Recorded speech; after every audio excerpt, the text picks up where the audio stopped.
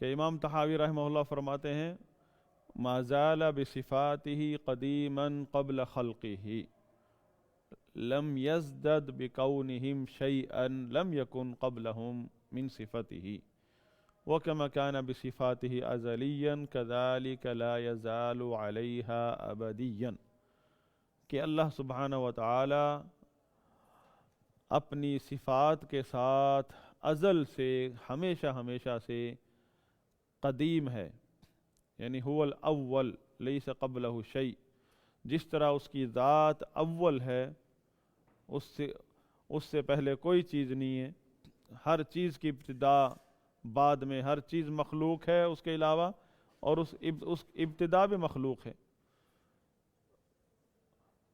لم یزدد بکونہم شیئا،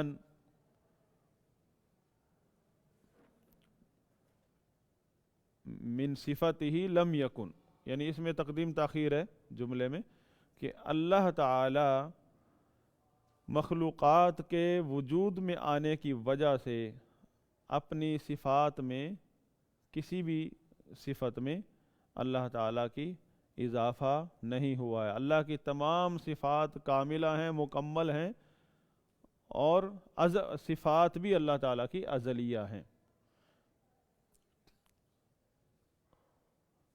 وَكَمَا كَانَ بِصِفَاتِهِ أَزَلِيًّا كَذَلِكَ لَا يَزَالُ عَلَيْهَا أَبَدِيًّا، اور جس طرح اللہ تعالی اپنی صفات کے ساتھ، یہ دیکھیں یہ اہل سنت بول کے جو الفاظ ہوتے ہیں نا ائمہ کرام کے، وہ ان الفاظ کے استعمال میں بھی کوئی احتیاط ہوتی ہے، عقیدے کا بیان ہوتا ہے۔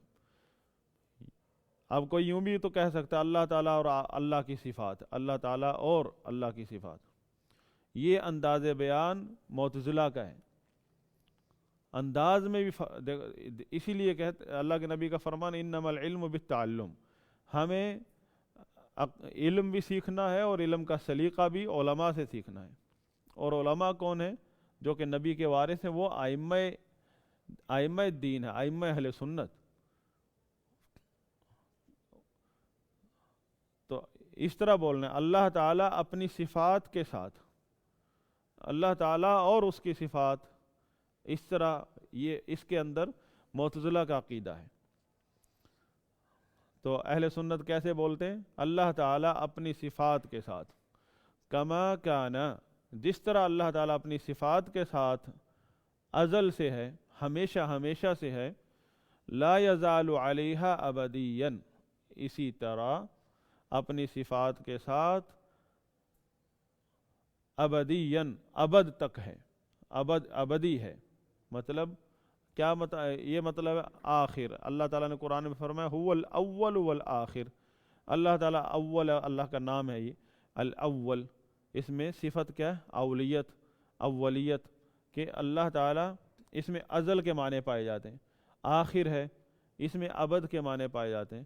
لیس بعدہ شیء، اول کی تشریح نبی صلی اللہ علیہ وسلم نے بتائی کہ اول کا مطلب کیا ہے؟ لیس قبلہ شیء، اللہ سے پہلے کوئی چیز نہیں ہے، اور آخر کا مطلب کیا ہے؟ اللہ کے بعد کوئی چیز نہیں ہے۔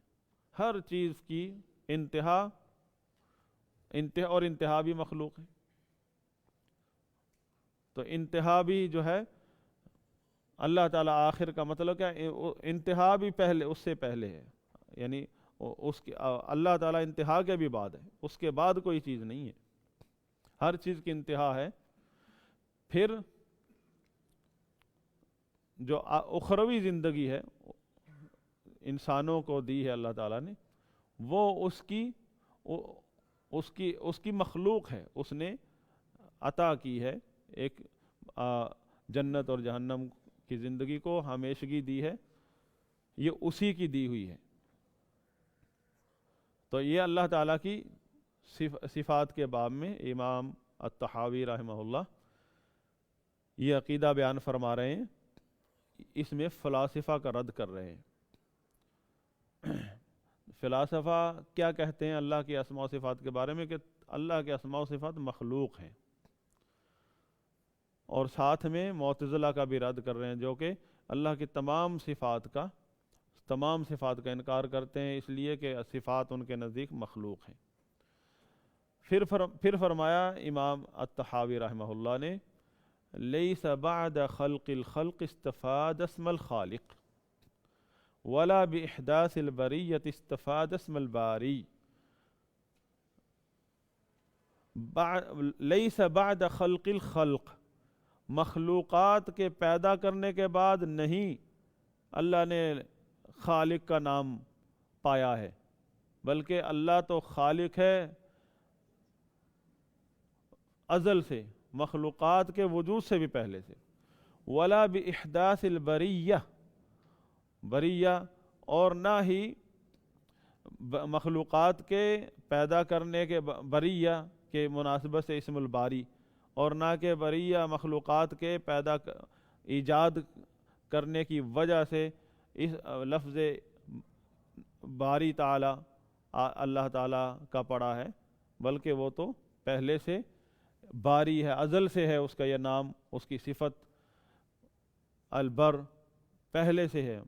فرماتے ہیں لہو معنی الربوبیہ ولا مربوب، اس کی صفت ہے صفت ربوبیہ ازل سے ہے، ولا مربوب، اور کوئی مربوب نہیں، کوئی مخلوق نہیں۔ ومعنی الخالق ولا مخلوق، اور اس کا خالق، اس کا نام خالق، معنی الخالق یعنی صفت پیدا کرنے کی صفت الخلق، اور یہ نام ازل سے ہے، ولا مخلوق، اور کوئی مخلوق نہیں تھی۔ اب یہ مفہوم جو ہے نا، یہ مفہوم یہاں یہ جو جملہ لہو معنی الربوبیہ ولا مربوب ولا ومعنی الخالق ولا مخلوق، اس میں پتہ چل رہا ہے کہ ایک وہاں اللہ ایک وقت ہے، پیریڈ ہے جس میں کوئی مخلوقات نہیں تھی، ہاں، اور کوئی بھی مخلوق نہیں، لیکن اللہ اس وقت بھی اپنی صفت خلق سے موصوف تھا، اللہ کی صفت موجود تھی، صفت خلق، صفت رزق، تمام صفات اللہ تعالیٰ کی موجود تھیں، کیونکہ اللہ تعالیٰ اپنی صفات کے ساتھ ازل سے ہے۔ اب یہ جو بیچ میں پیریڈ کی بحث آتی ہے نا، کہ ایک ایسا زمانہ تھا، وقت تھا جس میں کوئی مخلوق نہیں تھی، اس کا تعین کہاں سے، اس کی کس دلیل کی بنا پر یہ مجبور ہو گئے یہ کہنا؟ یہ صرف فلاسفہ کے ساتھ جو محاذ لگا ہوا تھا نا، محاذ آرائی، اس محاذ میں آ کر ان اشاعرہ اور ماتریدیہ کے اوپر یہ بات کھلی کہ ہمیں ایک پیریڈ ماننا پڑے گا، ہم بدعتیوں ایک شروع میں ایک زمانہ کہ جب کوئی مخلوق نہیں تھی، یعنی ایک وقت تھا کہ جب کوئی مخلوق نہیں تھی، لیکن اللہ تعالیٰ کے اسماء و صفات تھے، اللہ کے اسماء و صفات معطل تھے اس دور میں، کہ یہی ہوگا نا کہ اللہ تعالیٰ ازل سے خالق ہے، اس کی صفت خلق ہے، رازق ہے، صفت رزق ہے، اور ایک بہت بڑا پیریڈ ہے، زمانہ ہے مخلوقات کے اللہ تعالیٰ کی، تو آپ کوئی وقت بھی سوچ لو، اندازہ لگا لو، پیچھے کتنا پیچھے جاؤ گے، جتنا پیچھے چلتے جاؤ آپ کو وہاں اللہ تعالیٰ رزق دیتا ہوا ملے گا، اللہ تعالیٰ اللہ کی ہر صفت، اللہ تعالیٰ اپنی تمام صفات کے ساتھ فعال لما یرید، جو وہ چاہتا ہے کرتا ہے، آپ کس طرح اللہ تعالیٰ کو روک رہے ہیں؟ تو یہ بحث آئے گی، یہ بحث بھی آئے گی کہ جہمی اور معتزلی تو یہ کہتے ہیں کہ میں نے یہیں سے آغاز کیا تھا اپنے پچھلی کلاس کا، کہ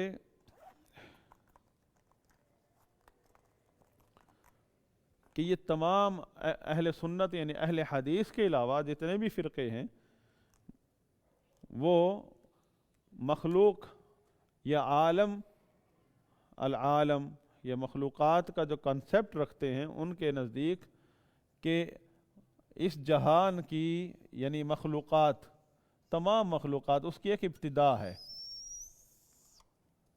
اس سے پہلے جو ہے نا یہ اللہ تعالیٰ تو اول ہے، اس سے پہلے کوئی چیز نہیں ہے، یہ ایک یعنی اپنا ایک نظریہ بنا لیا سب نے کہ ایک وقت ہے جہاں سے مخلوقات کے پیدا ہونے کا آغاز ہوتا ہے، اس سے پہلے کچھ نہیں ہے. تو اس سے پہلے پھر کتنا عرصہ ہے وہ تو آپ اس کا اندازہ ہی نہیں لگا سکتے. یہ جتنا بھی پیچھے رکھ لو کہ یہ مخلوقات، اور مخلوقات کی تشریح کیا کرتے ہیں؟ مخلوقات کا مطلب ہے یہ جہان جس میں ہم رہتے ہیں. صرف اہل حدیث، اہل سنت، ان کے نزدیک یہ ہے کہ یہ اللہ کے مخلوقات میں سے، جہانوں میں سے ایک جہان ہے. اللہ تعالیٰ تو ازل سے پیچھے پتہ نہیں کتنے جہان ہیں. اللہ تعالیٰ یحیی و یمیت، زندہ کرتا ہے، مارتا ہے، تدبیر کرتا ہے. تو اللہ تعالیٰ کے اسماء و صفات اس بات پر دلالت کرتے ہیں کہ اللہ تعالیٰ اس جہان سے پہلے اللہ تعالیٰ فارغ نہیں بیٹھا تھا. نعوذ باللہ، آپ نہیں پیدا ہوئے تھے تو کیا مطلب رزق نہیں آ رہا تھا؟ اللہ تعالیٰ کی اور کوئی مخلوق نہیں تھی. میں نہیں تھا، آپ نہیں تھے، ایک وقت تھا. تو پھر ہمارا ایک وقت تھا کہ ہم سارے انسان ہی نہیں تھے، ایک وقت تھا کہ یہ سارا جہان ہی نہیں تھا جس میں ہمیں. تو کیا پھر اللہ کی کوئی مخلوق نہیں تھی، کوئی اور جہان نہیں تھا؟ ہاں، وہ تو رب العالمین ہے، جہانوں کا رب ہے. اس جہان میں کئی جہان ہیں، اس جہان میں کئی جہان ہیں.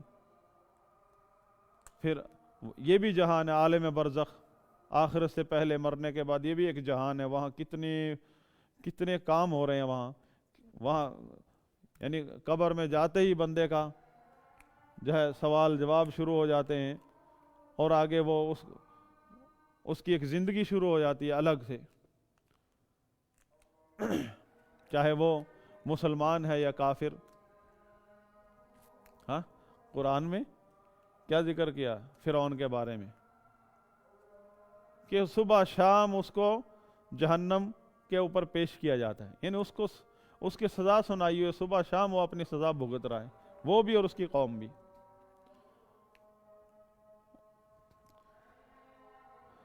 تو پہلی بات تو یہ ہے یہاں اس چیپٹر میں کہ پہلی بات یہ کہ کیا اللہ تعالیٰ کی مخلوقات صرف یہ جہان ہے؟ یہ بحث ہے نا کہ اللہ کے بارے میں کہتے ہیں رب کی جو متکلمین کے نزدیک جو مصطلح ہے اس کو کہتے ہیں واجب الوجود، واجب الوجود. اور یہ ہے مخلوقات ہیں ممکن الوجود. وجود تین قسم کے ہیں، وجود واجب الوجود، ممکن الوجود، ممتنع الوجود. تو ممکن الوجود اگرچہ کچھ عرصہ پہلے نہیں تھا لیکن اب وہ وجود میں ہے، یہ مخلوقات کے اوپر اصطلاح ہے. اور واجب الوجود رب تعالیٰ کے بارے میں متکلمین کی اصطلاح ہے. اور ممتنع الوجود جو ہے وہ کہ جس کا وجود ہی نہیں، آپ سوچ ہی نہیں سکتے جس کے بارے میں. تو یہ کہتے ہیں العالم حادث، کہ یہ عالم جو ہے نا یہ مخلوق حادث مطلب بعد میں پیدا ہوا ہے. اور نظریہ رکھتے ہیں کہ ایک ہی جہان ہے اور اس کی مخلوقات، اس سے پہلے مخلوقات کا تصور ہی نہیں آپ کر سکتے ان کے نزدیک. صرف اس مسئلے میں اہل الحدیث نے مخالفت کی ہے ان کی، اہل سنت نے. اور کہ اچھا ان کا آپس میں بھی اختلاف ہے. اب ہم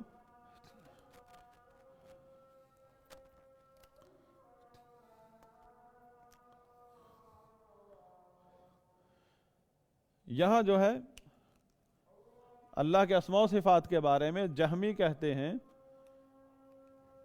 کہ یہ جو پیریڈ تھا جس میں کوئی چیز کا وجود ممکن نہیں تھا، اللہ تعالیٰ کا کوئی نام نہیں تھا، کوئی صفت نہیں تھی. یہ کون کہتا ہے؟ فلاسفہ، جہمی کہتے ہیں. پھر کہتے ہیں جب پہلی مخلوق کا آغاز ہوا تو پھر اللہ تعالیٰ کی صفات بھی، اللہ تعالیٰ کی صفات کا بھی آغاز ہوا، اور ناموں کا بھی آغاز ہوا کہ نام، اللہ نے کوئی چیز پیدا کر دی تو خالق بن گیا اور اس کی صفت خلق کہلائی۔ تو اسماء و صفات ان کے نزدیک مخلوق ہیں، اس لیے وہ ان کی توحید یہ ہے کہ اللہ تعالیٰ کو اس کے نام اسماء و صفات سے پاک کرنا، اللہ کی ذات کو، یہ توحید ہے ان کے نزدیک۔ اگر آپ اسماء و صفات پر ایمان رکھتے ہیں ان کے نزدیک یہ شرک ہے۔ تو معتزلہ ان سے نکلے ہیں، تو انہوں نے اللہ کے صفات کے بارے میں وہ عقیدہ ہے جو جہمیوں کا ہے، تو انہوں نے صفات کے بارے میں یہ کہا، وہ کہتے ہیں کہ اللہ کے نام تو شروع سے ازل سے ہیں، لیکن صفات جو ہیں وہ یہاں سے شروع ہوئی ہیں۔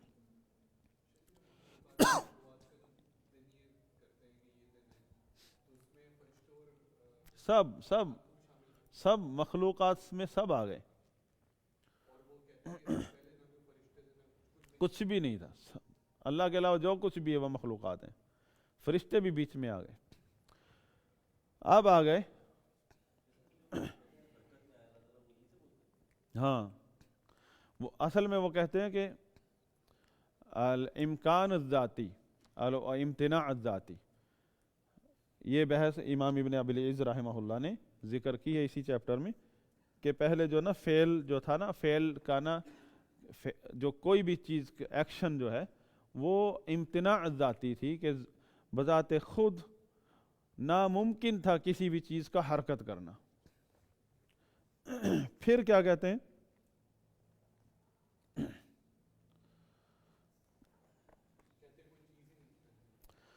فعل اور کلام جو ہے وہ امتناع ذاتی سے امکان ذاتی میں منتقل ہو گیا۔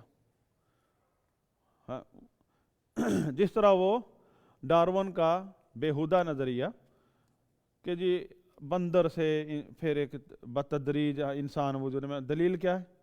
کچھ بھی نہیں۔ بھئی آپ تو کہتے ہیں کہ تجربے سے ہر چیز ثابت ہوتا ہے، آپ کوئی تجربہ دکھائیں، آپ بھی کوئی بندر پال لیں، اس کو کر کے دکھائیں، کچھ تو بتائیں ثبوت، کوئی شواہد، کوئی جہاں سے آپ کو یہ سمجھ آئی بات، کچھ بھی نہیں۔ ایک شیخ کا میں درس سن رہا تھا اسی موضوع پر، انہوں نے کہا میں ڈارون کا نظریہ کا رد کرنے بیٹھے تو انہوں نے کہا اگر اس کی صرف ایک ہی وجہ تھی کہ میں نے اس کو کوئی وقت دی، ورنہ یہ اس قابل نہیں ہے کہ اس کو رد بھی کیا جائے، یہ نظریہ اس قابل بھی نہیں ہے کہ اس کو آپ موضوع بنائیں رد کا، کیونکہ یہ اس نظریے کو وہی بندہ قبول کرے گا یا تو جو فرعون کی قوم سے ہے جس نے ہر چیز وہ ماننی ہے، اور وہ لوگ ہیں فری میسن کے ایجنٹس جنہوں نے ہر چیز ماننی ہے اور آگے شیئر کرنی ہے، برین واشڈ لوگ، اور یا پھر وہ بالکل جاہل ہے اور ہے تو بہرحال انہوں نے کہا میں نے جب دیکھا کہ یہ نظریہ صہیونیت نے پھیلایا ہے، اور اس نظریے کی بنیاد پھر انہیں چند باتیں بتائی، اور جو عالمی جنگ ہوئی تو اس عالمی جنگ کے لیے ڈارون کے نظریے کو جو ہے وہ پروموٹ کیا گیا کہ اس نظریے سے کیا نفسیاتی اور اخلاقی ڈیفیکٹ پیدا ہوتے ہیں انسان کے اندر، وہ پھر انہوں نے بتائے۔ اس لیے انہوں نے کہا میں اس لیے رد کر رہا ہوں کہ اس کے پیچھے صہیونی طاقتیں لگی ہوئی، اس کو فل جو ہے نا پروموٹ کرنے میں ہر قسم کے سپورٹ کرتی ہیں اس نظریے کو، اور لوگ جو ہے اس کو چلائے جا رہے ہیں، ورنہ اس قابل نہیں ہے کہ یہ نظریہ یوں پھیلا۔ یہ اسی طرح یہ نظریہ ابھی آپ کو کس طرح، آپ تو اپنے باپ دادا کی تاریخ نہیں جانتے ہے کہ وہ، اور اس جہان سے پہلے کی بتا رہے ہیں کہ وہاں ایک وقت تھا کہ جب کوئی بھی چیز، الفعل، دو چیزیں، فعل اور کلام، فعل مطلب کسی بھی چیز کا حرکت کرنا اور بولنا، کلام کون کرے گا؟ اللہ تعالیٰ، کوئی بھی ہو، خالق ہو، مخلوق کا تو وجود ہی نہیں تھا۔ اب کہتے ہیں اللہ کے لیے بھی نعوذ باللہ کوئی فعل، کوئی حرکت کرنا، کوئی فعل سر انجام دینا یا بات کرنا ناممکن تھا ان کے اصولوں کے مطابق، کیونکہ ایک ایسا پیریڈ تھا وہ جب فعل کا وجود ہی ناممکن ہے، کسی بھی فعل کا وجود ہی ناممکن ہے اور کسی بھی کلام کا وجود ناممکن ہے. پھر کہتے ہیں اچانک جو ہے وہ فعل اور کلام امتناع ذاتی سے امکان ذاتی میں آ گئے کہ ممکن ہو گیا فعل اور کلام. تو پھر جو ہے نا پابندی ہٹی، لاک ڈاؤن کھل گیا اور مخلوقات شروع ہو گئیں. یہ جاہلانہ نظریہ فلاسفہ کا ہے. پھر جو ان کے مخالفین کھڑے ہوئے ان کے مقابلے میں، وہ اپنے آپ کو اہل سنت سمجھتے رہے، اور انہوں نے بھی اس چیز کا انکار نہیں کیا. انہوں نے بھی کہا ایک پیریڈ ہے، اور انہوں نے صرف کس چیز کی مخالفت کی کہ جہمی اور معتزلی کہتے ہیں کہ اللہ تعالیٰ کے اسماء و صفات یا صرف صفات جو ہیں وہ اب یہاں سے شروع ہوتی ہیں. تو اشاعرہ اور ماتریدیہ نے کہا نہیں، اللہ تعالیٰ اپنی صفات کے ساتھ ازل سے ہے، اور صفات اگر ہم ان کو چیک کریں تو ان کے نزدیک صفات ہیں ہی 7 یا 8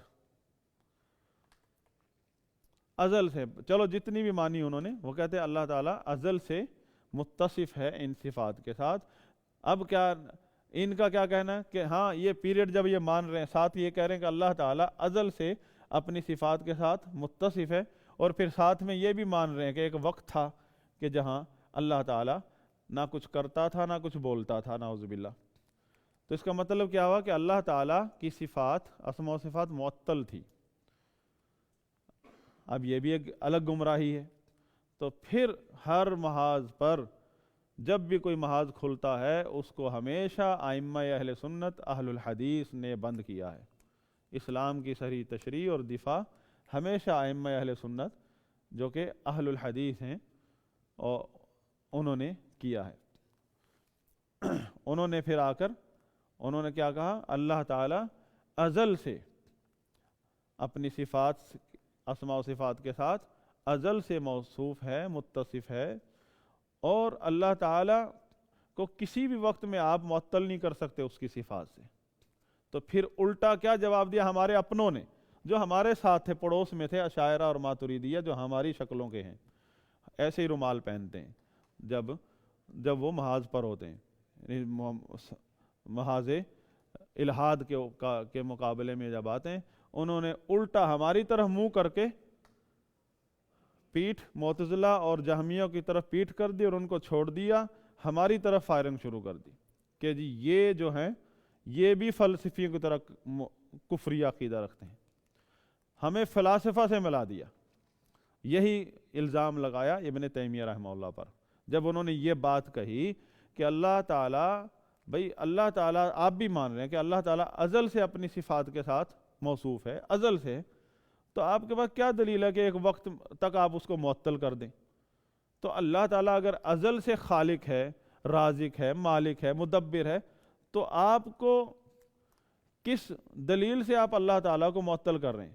نعوذ باللہ اس کی صفات. تو اللہ تعالیٰ ازل سے اس کی صفات کا اثر آپ کو ملے گا. انہوں نے کہا نہیں آپ نے ان کا ذہن دوسری طرح گیا، منفی تو سوچ. انہوں نے کہا آپ نے جب یہ کہا کہ اللہ تعالیٰ ازل سے خالق ہے، رازق ہے، ازل سے رزق دے رہا ہے، تو آپ نے مخلوق کو ازلی بنا دیا. آپ نے مخلوق کو، اس جہان کو، ان مخلوقات کو ازل سے بنا دیا ہے. وہ کیسے؟ بہرحال ان کو غصہ تھا، تعصب کے ماحول میں پھر غصہ اسی طرح نکلتا ہے، تو قادیانی ہو گیا، یہ گستاخ رسول ہو گیا، یہ واجب القتل ہو گیا. یعنی اب ایک ایسا فتویٰ لگانا جو ان لوگوں کے وہم و گمان میں نہ ہو. اب دیکھو نا ہمارے ماحول میں ویسے تو ختم نبوت کے محاذ پہ ہم سب ایک ہیں، لیکن ایک دوسرے پر بھی وقتاً فوقتاً حملہ کرتے رہتے ہیں. یہ قادیانی ہیں، ایک دوسرے آپس میں کبھی اس کو گستاخ رسول بنا رہے ہوتے ہیں ایک دوسرے کو.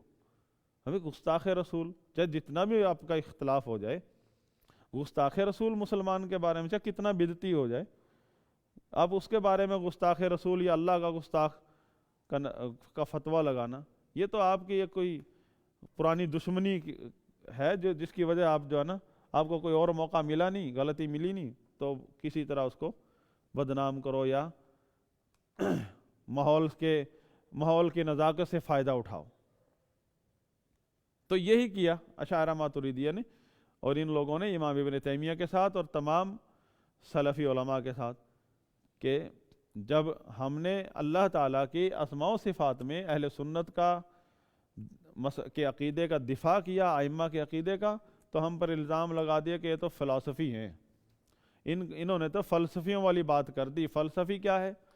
فلسفی کہتے ہیں کہ یہ مخلوقات جو ہیں، ہم تو یہ سارے ہم سب فلاسفہ کے علاوہ سب ہم کہتے ہیں کہ العالم حادث، مخلوقات جو ہیں وہ پیدا ہوئی ہیں بعد میں، ازل سے نہیں ہیں. یہ تو سب کا ہمارا متفق عقیدہ ہے کہ مخلوقات ازل سے نہیں ہیں، بعد میں پیدا ہوئی ہیں. اللہ تعالیٰ کی ذات، اللہ تعالیٰ اپنی ذات و صفات کے ساتھ ازل سے ہے، مخلوقات ازل سے نہیں ہیں، بعد میں پیدا ہوئی ہیں. تو اس کے لیے وہ کہتے ہیں اللہ قدیم ہے اور مخلوقات حادث ہیں.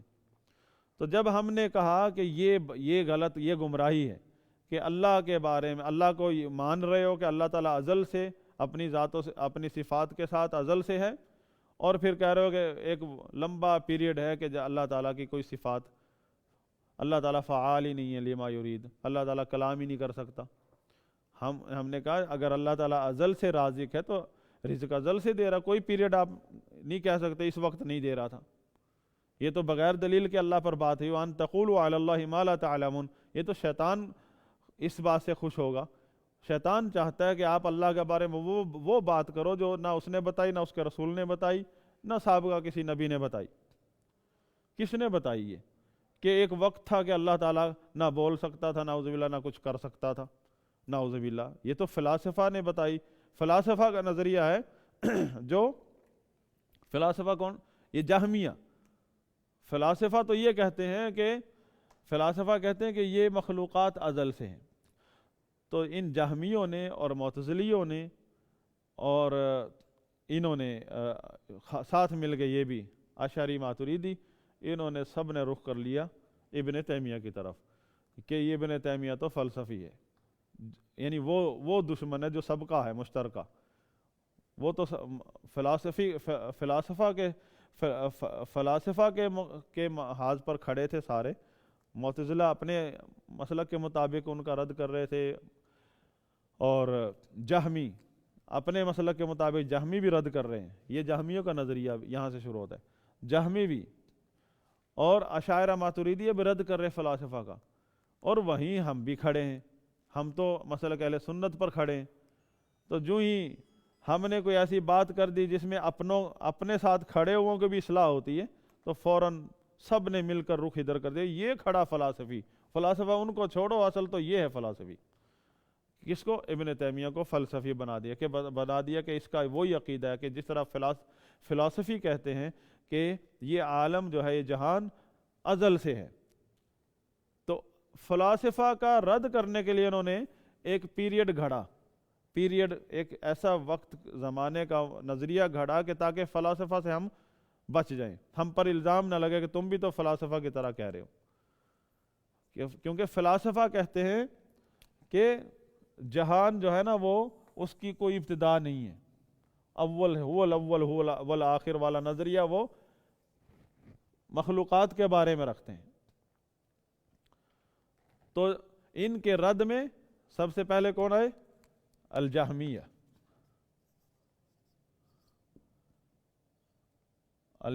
پھر کون آئے؟ المعتزلہ. ساتھ ہو گئے. جہمیہ کے ساتھ انہوں نے اختلاف کیا، لیکن مخالفت میں فلاسفہ کے مخالفت میں جہمیہ کے ساتھ ہیں. اور ان دونوں کی مخالفت کرتے ہوئے فلاسفہ کے مقابلے میں آئے الاشاعرہ والماتریدیہ. ٹھیک ہے. اور ان سب کی مخالفت کرتے ہوئے فلاسفہ کا بھی رد کے مقابلے میں آئے اہل الحدیث.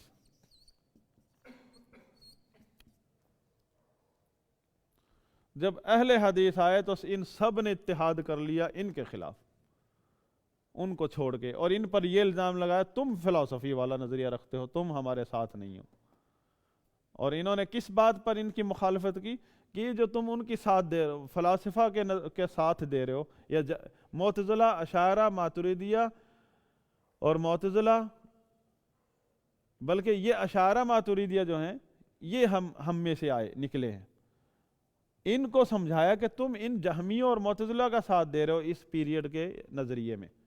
یہ جو انہوں نے نظریہ بنایا کہ ایک وقت ہے مخلوقات سے پہلے جس میں اللہ تعالیٰ نہ کچھ کر سکتا ہے نہ بول سکتا ہے، نعوذ باللہ، ان کو سمجھایا. یہ کثرت میں ہیں، اشاعرہ، ماتریدیہ، شافعی ہیں، حنفی ہیں، یہ ہم میں سے ہیں، ہم میں سے نکلے ہیں. ان میں محدث بھی ہے، ان میں فقیہ بھی ہے، کوئی حنفی ہے، کوئی شافعی ہے، کوئی مالکی. حنابلہ نہ ہونے کے برابر ہے ان میں. حنابلہ ہمیشہ اہل الحدیث کی صفوں میں کھڑے رہے، ہمیشہ اہل الحدیث میں شمار ہوئے. اور مالکیہ بھی ہیں، یہاں بھی مالکی بھی ہیں، حنفی بھی ہیں، شافعی بھی ہیں جو صحیح اہل سنت ہیں. لیکن یہاں کثرت جو ہے اشاعرہ ماتریدیہ میں، جو وہاں بھی حنفی شافعی ہیں. تو انہوں نے اپنوں کو کبھی، تم تو ہماری اصول بات سمجھتے ہو، ان کو سمجھانے کی کوشش کی کہ یہ جو نظریہ تم نے بنایا نا، یہ جہمیوں کی تائید کر رہے ہو اس بات میں، یہ نظریہ اللہ کی شان کے خلاف ہے. تو انہوں نے ان کو بھی ساتھ ملا لیا، ان کو بولا کہ دیکھو دیکھو ہمارے پیچھے کھڑے ہیں فلاسفی. تو ہاں، ابن تیمیہ پر سب سے پہلے فتویٰ لگایا کہ ابن تیمیہ کون ہے؟ ابن تیمیہ صحابہ، تابعین، تبع تابعین، ائمہ کے بعد جانشین سلف ہے، جانشین سلف صالحین اہل سنت ہے، کہ جس نے تمام ائمہ کے مسلک کو زندہ کیا، مجدد ہے اور دفاع کیا ہے اسے ایک ایک بات کا. اور تمام اہل سنت حنفی، شافعی، مالکیوں کو ائمہ احناف، شوافع، مالکی اور پھر تبع تابعین، تابعین، صحابہ کا راستہ دکھایا ہے. تو اپنوں میں سے ہی ہمیشہ پھر مخالفت کرتے ہیں. ابن تیمیہ پر یہ الزام لگا دیا. کس بات پر الزام لگایا یہ یاد ہے آپ کو؟ اور کیا الزام لگایا؟ اب یہ سوال ہے، آپ نے جواب دینا ہے. ابن تیمیہ رحمہ اللہ پر کیا الزام لگایا اپنی صفوں میں سے لوگوں نے جو اہل سنت کے لباس میں ہیں، اور کس بات پر الزام لگایا بتائیے؟ کیا الزام کیا کہ وہ فلسفیوں کے ساتھ ہیں؟ کیا فلسفیوں کے ساتھ کس نظریے میں؟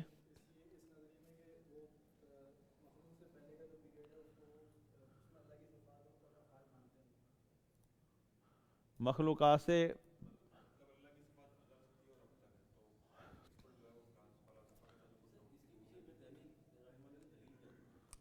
اللہ تعالیٰ کے اسماء و صفات کے بارے میں جو کہ هو الاول والآخر، کہ اللہ تعالیٰ اپنی صفات کے ساتھ ازل سے، جیسے امام ابن تیمیہ رحمہ اللہ نے بھی آغاز یہیں سے کیا کہ اللہ کی صفات کے بارے میں جو یہ عقیدہ ہے ہمارا، اس کی کیا دلیل ہے؟ اللہ کی صفات کے بارے میں کہ اللہ تعالیٰ اپنی تمام جملہ صفات کے ساتھ ازل سے ہے، جس طرح اس کی ذات ازلی ہے، اس کی صفات، تمام صفات ازلیہ ہیں.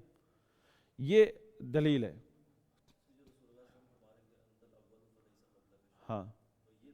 ہاں بالکل، اللہ کا کلام ہے. هو الاول والآخر، هو الاول لیس قبلہ شیء، نبی صلی اللہ علیہ وسلم نے فرمایا اول کی تشریح کرتے ہوئے.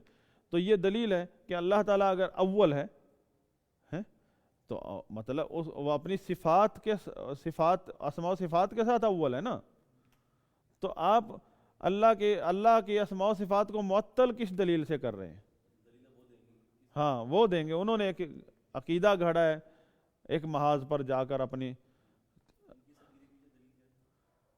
ان کی دلیل یہ ہے کہ ہم ان کی دلیل نہیں، انہوں نے اپنا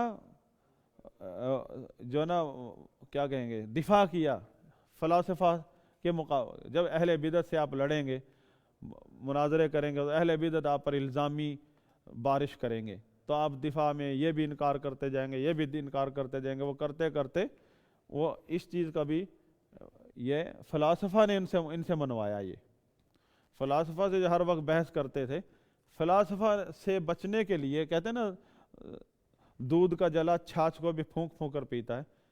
دودھ پلایا تھا دادی اماں نے گلاس میں، شیشے کے گلاس ہوتے تھے پہلے، دودھ سفید دودھ شیشے کے گلاس میں تھا، وہ گرم گرم، وہ گلاس ٹوٹتے نہیں تھے، پلایا تو پوتا جی آئے تھے شہر سے، پڑھتے تھے، چھٹیاں آئے ہوئے تھے، ایک دم انہوں نے پیا تو منہ جل گیا، اگلے دن صبح صبح تازہ لسی بنائی اسی گلاس میں دی، تو اب پھونک مار کے پی رہا تھا لسی کو، ہاں اس نے سمجھا یہ وہی چیز ہے جس نے کل میری زبان جلائی۔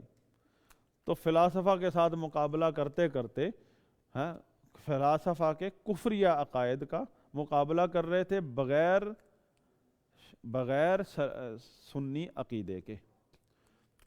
یہ شرط ہے کہ آپ جب کسی مخالفین اہل سنت کا رد کرو گے تو آپ کے پاس عقیدہ اہل سنت کا بھرپور علم ہونا چاہیے اور رسوخ ہونا چاہیے، ورنہ آپ اپنے پڑھنے لکھنے سے کام رکھو، آپ پڑھو، علماء کی صحبت اختیار کرو، علماء سے علم حاصل کرو، مناظرے کا میدان مت ہاتھ لگاؤ اس کو۔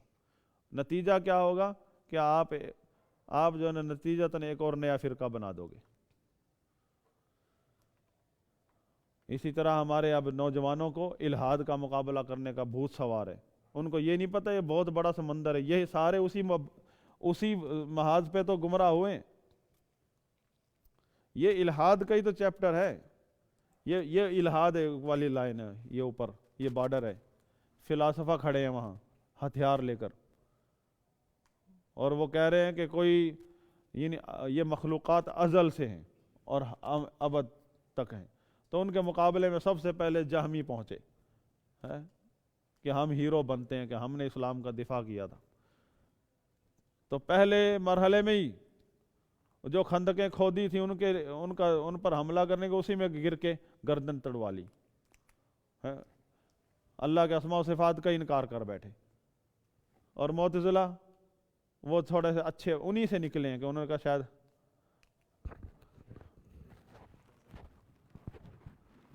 دیکھیں آپ، اور معتزلہ جو ہے وہ بھی انہی کے نقش قدم پر ہیں، صرف اللہ کے ناموں کا اس بات کر کے صفات کے بارے میں وہی نظریہ ہے جو جہمیوں کا ہے۔ تو کہتے ہیں اللہ عالم ہے بغیر علم کے، قادر ہے بغیر قدرت کے، خالق ہے بغیر خلق۔ اشاعرہ والماتریدیہ بھی انہی سے نکلے ہیں، معتزلہ سے نکلے ہیں۔ معتزلہ میں بھی سارے حنفی شافعی ہیں، معتزلہ میں بھی سارے چوٹی کے حنفی شافعی ہیں۔ تو خاندان ایک ہی تھا، یعنی تو وہاں سے نکلے، کچھ تھوڑا سا احساس پیدا ہوا کہ ہم آگے نکل چکے ہیں تو پیچھے ہٹے، لیکن سیدھے وہاں نہیں آئے جو جس مسلک سے آغاز ہوا تھا سب کا، وہ ہے مسلک اہل سنہ اہل الحدیث۔ یعنی اہل الحدیث سے مراد کوئی تنظیم نہیں ہے، اہل الحدیث سے مراد اہل الحدیث، مسلک اہل سنت کا نام مسلک اہل حدیث کیوں پڑا ہے؟ کیونکہ جب یہ طوفان اٹھا الحاد کا اور گمراہیوں کا، اس وقت جو ائمہ کرام ثابت قدم رہے ہیں اور جنہوں نے 100% صحیح دفاع کیا اسلام کا، وہ محدثین ہیں، وہ ائمہ حدیث ہیں، اہل الحدیث ائمہ حدیث کو کہا جاتا ہے۔ اور پھر مسلک اہل سنت کو ان کی وجہ سے مسلک اہل حدیث کہا جاتا ہے، عوام الناس کو بھی، کہ جو عوام الناس ائمہ حدیث اہل الحدیث جیسے احمد بن حنبل اور اس طرح کے ائمہ جو ہیں ان کے نقش قدم پر ہیں، وہ ہیں اہل سنت۔ لہذا اہل سنت کی دلیل یہ ہوا، پہچان یہ ہوا، جو اہل حدیث کے طریقے پر ہوگا، یعنی ائمہ حدیث کے طریقے پر ہوگا، وہ اہل سنت ہے، ورنہ اشعری ماتریدی ہے۔ اور وہ اہل الحدیث میں بھی سارے حنفی شافعی مالکی ہوتے تھے علماء، عوام الناس کبھی بھی شافعی حنفی مالکی نہیں کہلاتی، علماء ہوتے ہیں حنفی شافعی مالکی، کیونکہ یہ ایک مقام ہے، لیول ہے عالم کا، جب وہ درجہ اجتہاد تک پہنچ جاتا ہے تو وہ مجتہد ہوتا ہے، لیکن اس کو یہ مذاہب اربعہ جو اہل سنت کے مذاہب اربعہ ہیں، ان میں سے کسی بھی مذہب کے اصول کی موافقت کی وجہ سے اس کا لقب پڑ جاتا ہے کہ یہ حنفی ہے، یہ شافعی ہے، یہ مالک، ورنہ سب یہ مجتہدین علماء ہیں اور کتاب و سنت سے ہی استدلال لیتے ہیں، ان کے اصولوں کی وجہ سے اصول استدلال کی وجہ سے ان کو حنفی، شافعی، مالکی کہا جاتا ہے۔ یہ وہ لوگ علماء ہیں جو مجتہدین ہیں، اور ان کے اوپر یہ الزام لگانا کہ یہ کسی کا حنفی ہونا مطلب وہ مقلد حنفی یا شافعی یا مالکی امام کوئی بھی ہے وہ مجتہد ہے۔ مجتہد تو مقلد کی تقسیم ہے نا، ایک مجتہد ہے، ایک متبع ہے، ایک مقلد ہے۔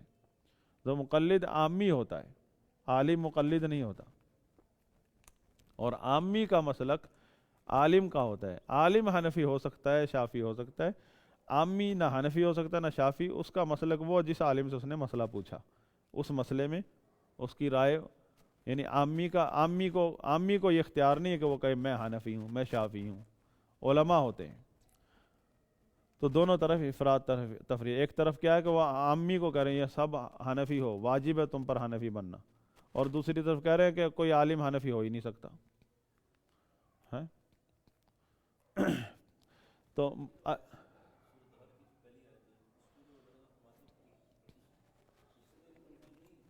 کون؟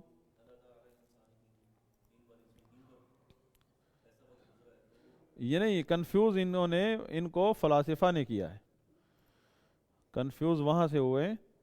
تو اب ہم کہاں تھے؟ اہل الحدیث پر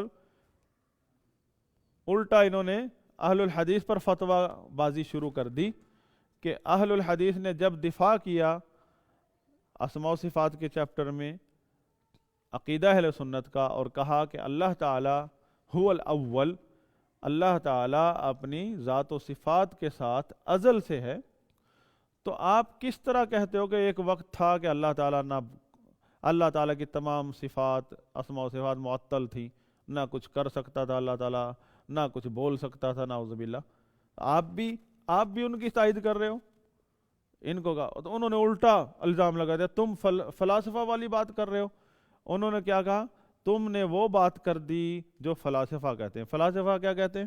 فلاسفہ کہتے ہیں مخلوقات ازلی ہے۔ اور کب کہا اہل الحدیث نے، کب ابن تیمیہ رحمہ اللہ نے کہا کہ مخلوق ازل سے، ہر مخلوق سے پہلے عدم ہے، اس سے پہلے کوئی اور مخلوق ہے، اس سے پہلے کوئی اور مخلوق ہے، کوئی بھی مخلوق ایسی نہیں ہے کہ جو ہر مخلوق کا ابتدا ہے اور ایک انتہا ہے، حتیٰ کہ یہ جہان بھی اس کی ابتدا اور اس کی انتہا ہے۔